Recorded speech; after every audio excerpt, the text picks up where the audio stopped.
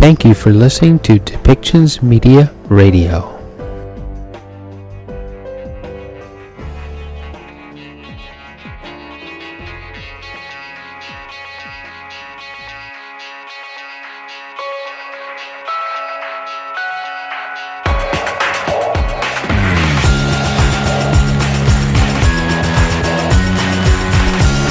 Welcome to Policy and Rights, the show about government policy and human rights.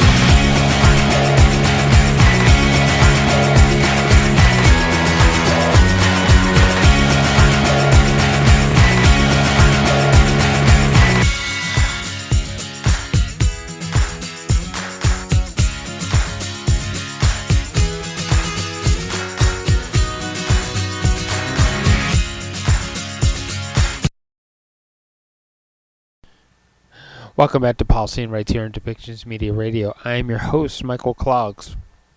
And in this next show, what we're going to hear about is the United Nations, the Secretary General, Antônio Guterres. He's talking about responsibility in social media and digital information sharing. And there are some legitimate points to, hey, if you're going to share something on social media, especially if you're a journalist or a professional, fact check it. Make sure that it's accurate before you start spreading it around.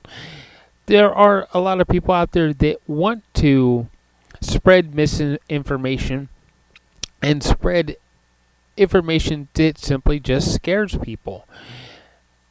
And there are also, in some respects, with that being said, while there are some groups out there that want to sidetrack our society, there are also major corporations out there that want to control our society so that they can just simply sell more product. As journalists become more into podcasting and blogging and things like that, if you're going to go against the mainstream, fact check it. Make sure that it's accurate. There is a point to that. And if it turns out to be something that is more opinion-based than fact-based, say so. Say, hey, this is more opinion than it is fact-based. Tell the people that, and maybe point them in a direction so that they can also go do their own research outside of using you as a source. So, with that being said, I want you to listen to what was announced in the press room at the United Nations with Antônio Guterres speaking about the digital platforms and information sharing, and for that matter, also artificial intelligence.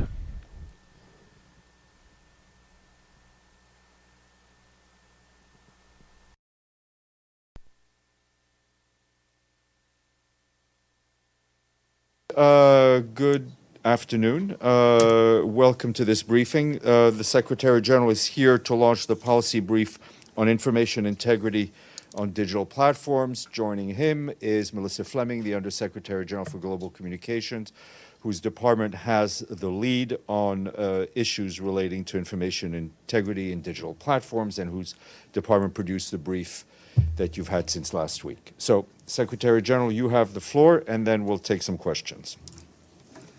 Distinguished members of our press corps, new technology is moving at warp speed, and so are the threats that come with it.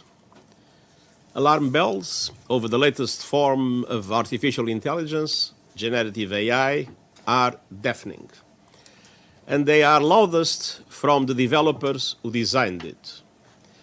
The scientists and experts have called on the world to act, declaring AI an existential threat to humanity on a par with the risk of nuclear war. We must take those warnings seriously. Our proposal Global Digital Compact, New Agenda for Peace, and Accord on the Global Governance of AI will offer multilateral solutions based on human rights. But the advent of generative AI must not distract us from the damage digital technology is already doing to our world. The proliferation of hate and lies in the digital space is causing grave global harm now. It is fueling conflict, death, and destruction now. It is threatening democracy and human rights now. It is undermining public health and climate action now. When social media emerged a generation ago, digital platforms were embraced as exciting new ways to connect. And indeed, they have supported communities in times of crisis, elevated marginalized voices, and helped to mobilize global movements for racial justice and gender equality. Social media platforms have helped the United Nations to engage people around the world in our pursuit of peace, dignity, and human rights on a healthy planet. But today, this same technology is often a source of fear, not hope. Digital platforms are being misused to subvert science and spread disinformation and hate to billions of people. Some of our own UN peacekeeping missions and humanitarian aid operations have been targeted, making their work even more dangerous. This clear and present global threat demands clear and coordinated global action. Our policy brief on information integrity on digital platforms puts forward a framework for a concerned international response. Its proposals are aimed at creating guardrails to help governments come together around guidelines that promote facts while exposing conspiracies and lies and safeguarding freedom of expression and information. And to help tech companies navigate difficult ethical and legal issues and build business models based on a healthy information ecosystem. Governments have sometimes resorted to drastic measures, including blanket internet shutdowns and bans, that lack any legal basis and infringe on human rights. And around the world, some tech companies have done far too little, too late, to prevent their platforms from contributing to violence and hatred. The recommendations in this brief seek to make the digital space safer and more inclusive while vigorously protecting human rights. And they will inform a UN Code of Conduct for Information Integrity on digital platforms that we are developing ahead of next year's Summit of the Future. The Code of Conduct will be a set of principles that we hope governments, digital platforms, and other stakeholders will implement voluntarily. So, dear friends, the proposals in this policy brief in preparation for the Code of Conduct include a commitment by governments, tech companies, and other stakeholders to refrain from using, supporting, or amplifying disinformation and hate speech for any purpose. A pledge by governments to guarantee a free, viable, independent, and plural media landscape with strong protection for journalists. The consistent application of policies and resources by digital platforms around the world to eliminate double standards that allow hate speech and disinformation to flourish in some language and countries, while they are prevented more effectively in others. Agreed protocols for a rapid response by governments and digital platforms when the stakes are highest, in times of conflict and high social tensions, and the commitment from digital platforms to make sure all products take account of safety, privacy, and transparency. That includes urgent and immediate measures to ensure that all AI applications are safe, secure, responsible, and ethical, and comply with human rights obligations. The brief proposes that tech companies should undertake to move away from damaging business models that prioritize engagement above human rights, privacy, and safety. It suggests that advertisers who are deeply implicated in monetizing and spreading damaging content should take responsibility for the impact of their spending. It recognizes the need for a fundamental shift in incentive structures. disinformation and hate should not generate maximum exposure and massive profits. The brief suggests that users, including young people who are particularly vulnerable, should have more influence on policy decisions. And it proposes that digital platforms make a commitment to data transparency. Users should be able to access their own data, and researchers should have access to the vast quantities of data generated by digital platforms while respecting user privacy. Dear friends, I hope this policy brief will be a helpful contribution to discussions ahead of the Summit of the Future. We are counting on broad engagement and strong contribution from all stakeholders as we work towards a UN Code of Conduct for information integrity on digital platforms. We do not have a moment to lose, and I thank you for your attention and for your presence. Thank you. Valeria? Thank you, Stefan. Thank you, Secretary General, for this press conference on behalf of the United Nations Correspondent Association. Valeria Robecco from ANSA Newswire. So my question is, how confident you are that tech companies and governments will take concrete steps to make the digital space safer and more inclusive, and how long it could take to see concrete results? And if I may, can I also ask you a comment on the death of the former Italian Prime Minister Silvio Berlusconi? Thank you so much. Well, in relation to the death of a former Prime Minister, I can only express my condolences to the family and naturally to the Italian government and the Italian people. Now, how confident I am, that's a question I ask myself. We are dealing with a business that generates massive profits. And we are dealing also, in some situations, with governments that do not entirely respect human rights. So this is a constant battle. And in this constant battle, we must mobilize all those that are committed to information integrity in digital platforms. And that means mobilizing governments, mobilizing platforms, mobilizing people, and mobilizing those that advertise in platforms. And there are many initiatives taking place. We have in the EU not only an act, but also a code of conduct. And this is a very important initiative, even if for the European space. We have other governments that have started to look into forms of regulation. But there is a conscience that regulation is not easy because things are moving very quickly. And so we need to find other mechanisms, including multi-stakeholder approaches, to define guardrails, to define red lines, and at the same time to exchange best practices and to make sure that the business models are put into question. And here there is a central aspect. Of course, these platforms must make money.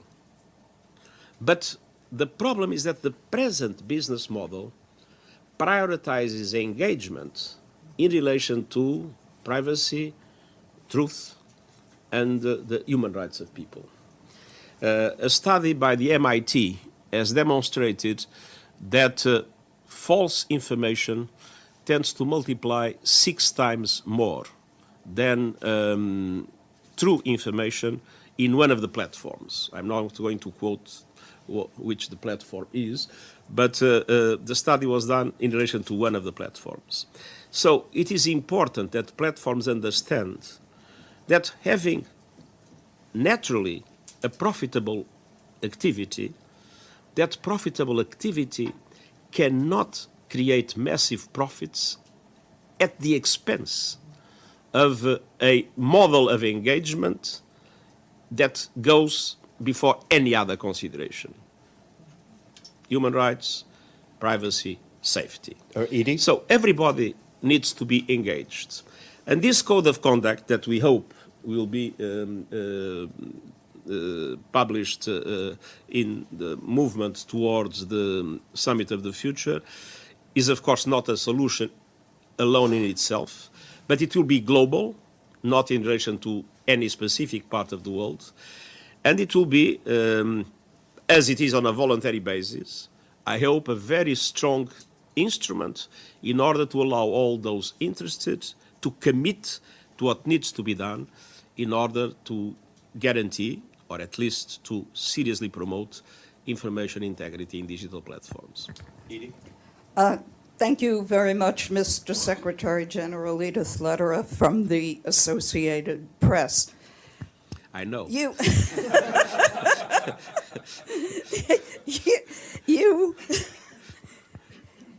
you and your predecessors have all said that the greatest power of the United Nations is its power to convene. With artificial intelligence, which you just mentioned yourself, and this letter signed by 350 of the top scientists, including its makers, don't you think that the United Nations should use its convening power to immediately, in the coming months, in September, when all the world leaders are gathered here, to at least start a discussion when you have the whole world here on trying to figure out how the world should address both artificial intelligence and, at the same time, misinformation, disinformation, and hate speech on the internet? Well, we are very committed to do everything possible in this regard. First of all, we will not be competing for summits. There is already an indication of a member state that has announced its intention to convene a summit on artificial intelligence this year. And we will, of course, not try to create conditions of competition. We will support that initiative. On the other hand, we believe that a summit must be preceded by serious work. I am going to appoint in the next few days a scientific advisory board that includes a number of experts from outside, including 2 experts on artificial intelligence, and the chief scientists of UN agencies, and namely ITU and UNESCO, that have been very active in this regard. It is also my intention, immediately after the summit, the SDG summit, and as you know, there is a very strong commitment by member states to make sure that the SDG summit is the central summit of our meetings in September. But immediately after, it's my intention to create an high-level advisory body on artificial intelligence to seriously prepare the different kind of initiatives that we would be able to take. So, on the other hand, I would be looking favorably into any initiative of member states. This is one of the areas that has been already discussed by several sectors. Of course, it depends on member states' initiatives, but I would be favorable to the idea that we could have on artificial intelligence an agency with, I would say, inspired by what the International Agency of Atomic Energy is today. So I do believe that there are a number of things that it is important to move forward. They require, of course, some of them initiative of member states, others goodwill of the different parties, and we will try to be in the center of all the networks and movements that will be created in order to make this agenda move forward. Knowing that it's not easy to move forward in an agenda in which, and I've been saying it many times, the world has not invested sufficiently in the last decades in the quality of public administrations. And today we feel how difficult it is for states and for international organizations to compete from the scientific and technical point of view with the platforms that in between have acquired an enormous potential and an enormous knowledge. So this is not going to be an easy question. It also requires the commitment of the platforms themselves and of the AI creators themselves, But we will do our best to be a platform where everybody can be together in order to make this agenda advance positively. Just as a quick follow-up, could you expand on how you would envision this agency like the IAEA for artificial intelligence? As I said, this is something that depends on member states' will. Only member states can create it, not the Secretariat of the United Nations. But what I said is that this has been discussed in different platforms. This is something I would see positively. What is the advantage of the IAEA is that it is a very solid, knowledge-based institution, and at the same time, even if limited, it has some regulatory functions. So I believe this is a model that could be very interesting. Linda, then James. Linda Fasulo, NPR. My question is, you mentioned, of course, business and countries that have closed down internet services. So you have democracies basically trying to make money watching their state, with their stock market prices rise. You have non-democratic societies that are turning down their internet. How do you see, this approach seems so disparate in how you deal with each side. What do you see as the first steps in terms of what really needs to be done? Because you have to obviously take different approaches. So I was just wondering how that would work. I don't think there is a first step. I think all steps are necessary. And the question is here, it is not easy to establish a regulatory framework like the ones that exist in areas that do not evolve very quickly. It is practically impossible to establish a solid regulatory framework in which everything is decided forever. This doesn't work in something that moves so quickly. So we need to have some intergovernmental processes defining some red lines. To give an example, I have been consistently appealing for the prohibition of autonomous weapons. Weapons that are able to kill without human agency.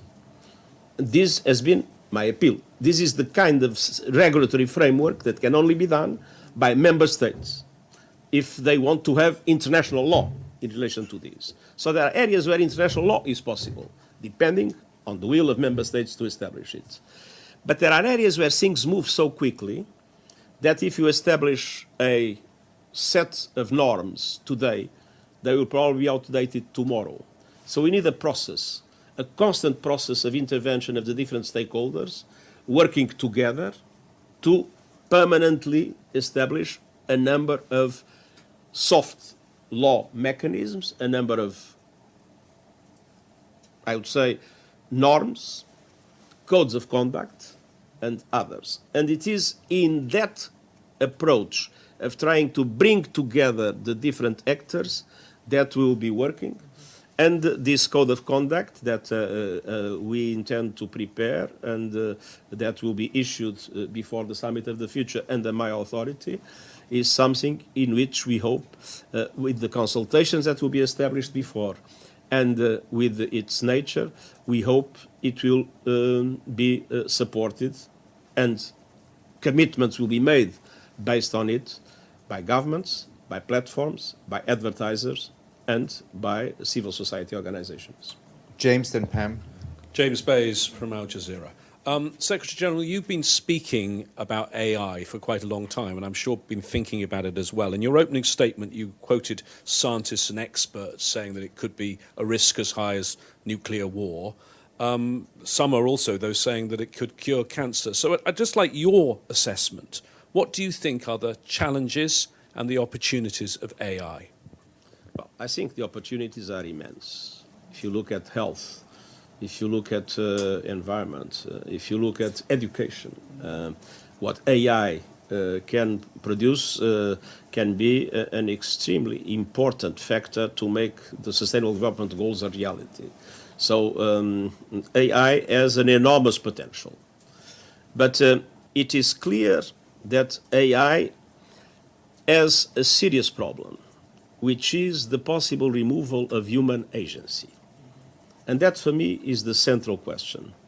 It is absolutely essential that human agency remains present in everything that is built with artificial intelligence.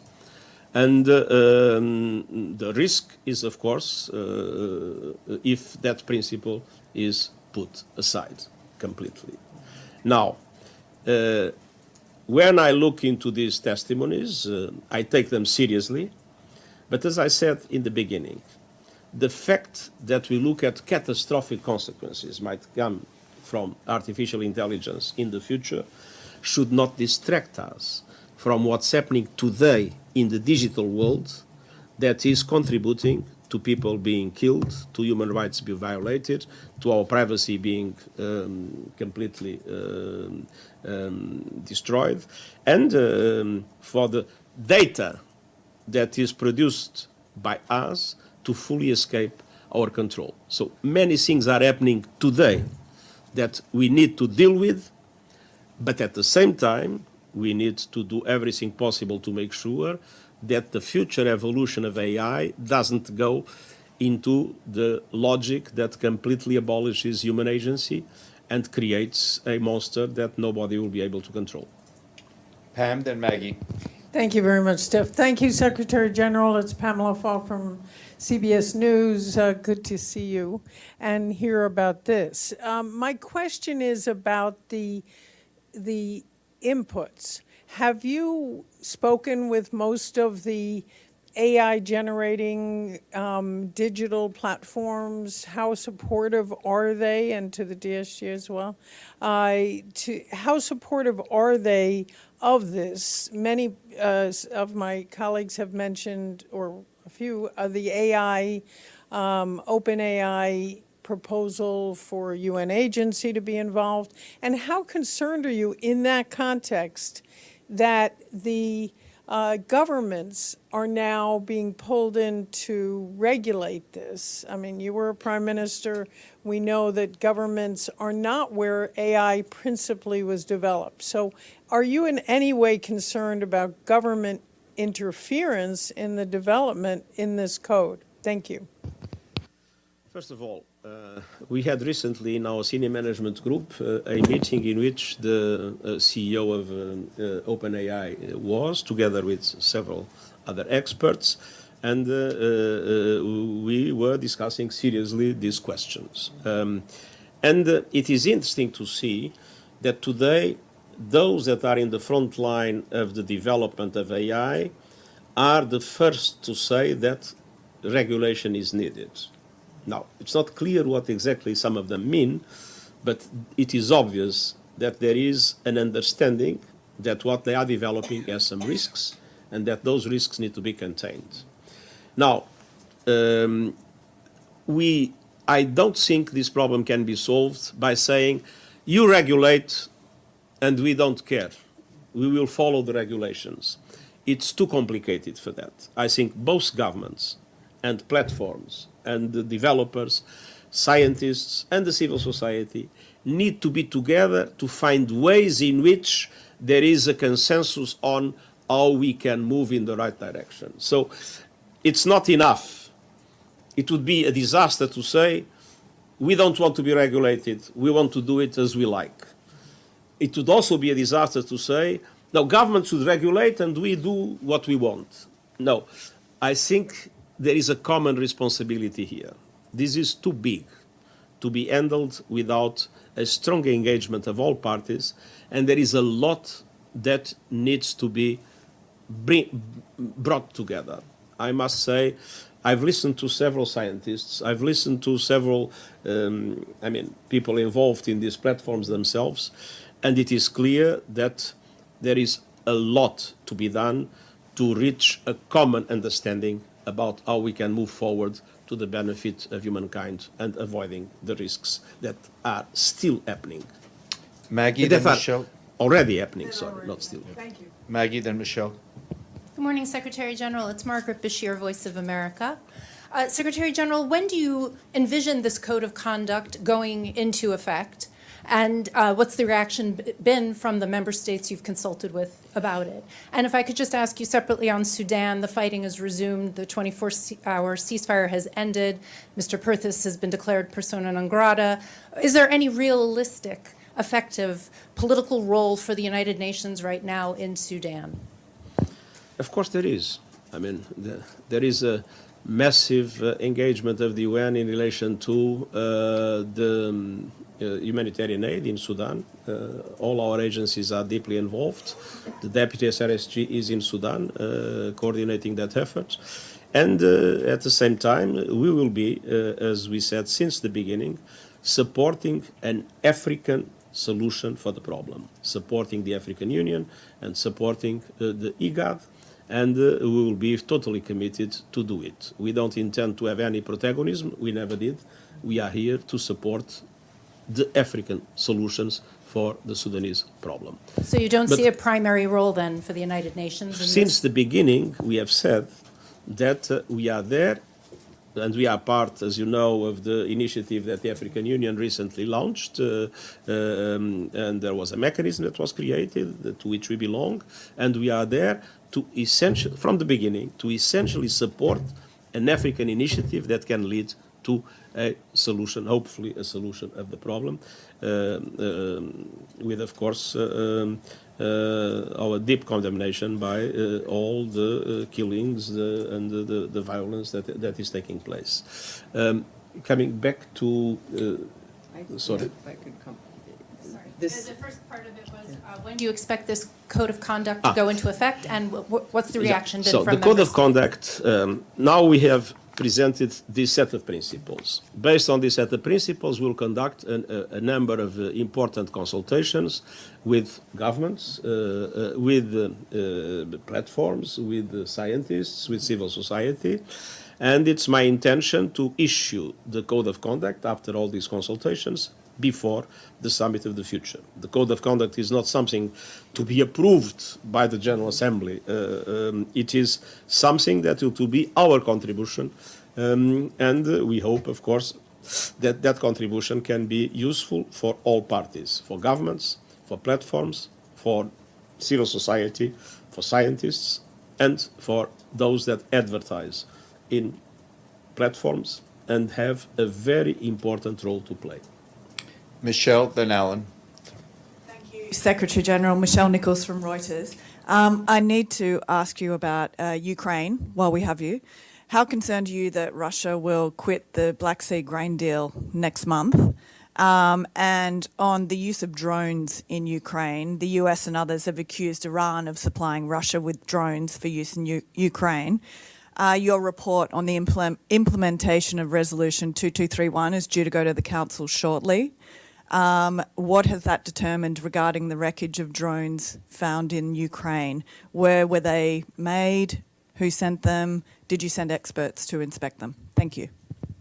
So, first of all, I am concerned, and we are working hard in order to make sure that it will be possible to maintain the Black Sea Initiative, and at the same time that we are able to go on in our work to facilitate Russian exports. We will be making our report following strictly the norms that were established in the resolution for the elaboration of the reports. Thank you. Alan? Alan Bulgati from RIA Novosti News Agency. Mr. Secretary General, in your draft code of conduct, you're mentioning the fight with misinformation and disinformation. What kind of body or framework do you propose to judge where is the true and where is the misinformation? Who should do that? I think all are needed for that. It is important that platforms have their own systems that are able to filter disinformation and misinformation. It is important that the civil society is attentive to this. It is important that users are themselves empowered in this regard. And it is important that governments establish, as it was the case of the European Union, some mechanisms that are possible in regulatory frameworks that, being difficult, at least we have a demonstration that they are possible to a certain extent. So everybody must be involved. And advertisers have a key role to play in order to make sure that they do not advertise in ways that support the expansion of misinformation. Yvonne, then Joe, and then we'll have to close it. Secretary General, I'm Yvonne Murray from Irish Media RTE. Thank you very much for this briefing. My question is about disinformation, which is often an accusation levelled against journalists, especially those operating in authoritarian states. How do you come up with a code of conduct that protects journalists without handing another stick to authoritarian governments to beat journalists with? One of the principles that is in the preparation of the code of conduct is the support for independent media, and one of the concerns that this set of principles establish is that this should not be a pretext to limit freedom of information, and that it's essential to support and protect journalists in this context. It's not, if you look at misinformation and disinformation, let's be frank, this is not the product of journalism. This is the product of people that are interested in, for political reasons, or for economic reasons, or for other kinds of interests, that are interested in leading the public into a complete misperception of the challenges that we face in today's world. Journalists can operate in democratic societies freely and openly, but not in authoritarian ones. So how do you address that issue? Because authoritarianism is clearly growing. Our position has been very clear, condemning strongly all violations of human rights of journalists, and this is an area where we will go on very actively condemning, and we know that more journalists have been killed last year than ever in recent times. I think 40% more than in the previous year, and this is just the most radicals. We have imprisonment, we have harassment, we have all those things, and these are areas, very strong areas of our advocacy. But of course it's not in our power to change the nature of governments that I'm not yet able to select the governments around the world. But this is not, I have not yet that capacity. Joe? And I don't think I should have in any case. Joseph Klein, Canada Free Press, and thank you, sir, for this briefing. A number of tech executives, including some AI innovators, have called for a pause in the very rapid development of AI technology before it gets completely out of control, so that scientists and policymakers can assess where this is going and perhaps suggest some guardrails, possibly including human agency.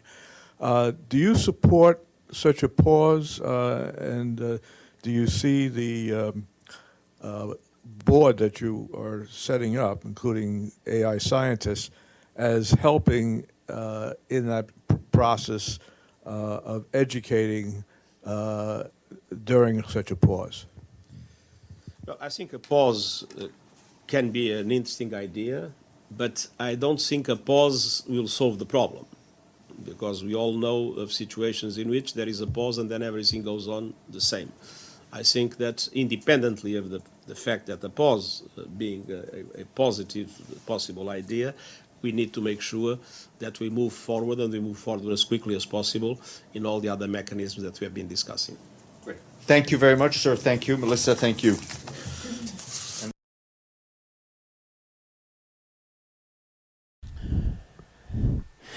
Okay, thank you for listening today. Final thought: be responsible in what it is that you're sharing. Make sure that it is definitely fact-based, or say it is opinion-based, or there may be some misrepresentation in there, and point people in a direction so that they can go make up their own minds. We have a responsibility as broadcasters, podcasters, bloggers, to our listeners, our readers, our viewers, that we give them accurate information and make sure that they can make up their own minds, and that we aren't just simply spreading propaganda that is going to hurt people. So, with that being said, please go and find that subscribe button so you can get continued updates from us here at Depictions Media Radio and from this particular show, Policy and Rights.